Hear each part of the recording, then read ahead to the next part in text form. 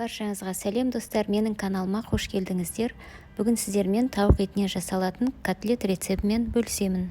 Бұл котлеттерді суық тағам ретінде де және гарнирмен ыстық тағам ретінде де ұсынуға болады. Ол үшін бізге 250 грамм тауық еті қажет болады, аздаған сүт және ұн, кішкентай пияз және 2 жұмыртқа, тұз, бұрыш қажет болады. Тауық етін және пиязды блендермен немесе ерітатқышпен ұсақтап аламыз.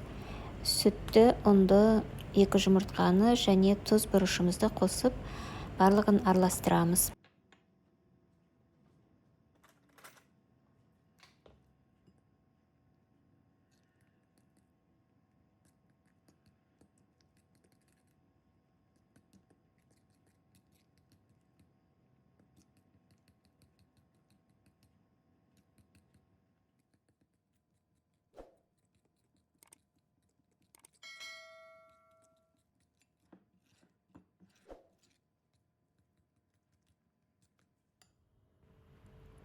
Және де котлетіміздің дәмін күшейту үшін кептірілген ақжелкен немесе қолыңызда болса балғын ақжелкенді ұсақтап турап қосамыз және 1 түйір сарымсақты үккіштен өткізіп қосамыз.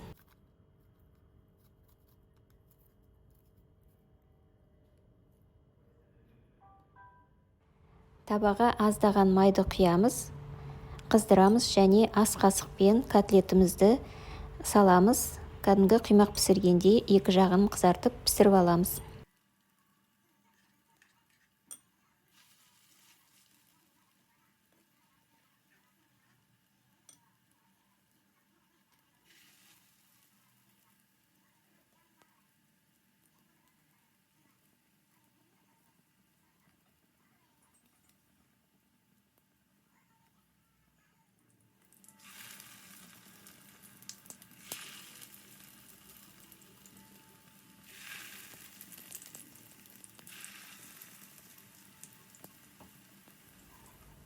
Осымен тауық етінен оңай әрі тез жасалатын котлеттеріміз дайын болды.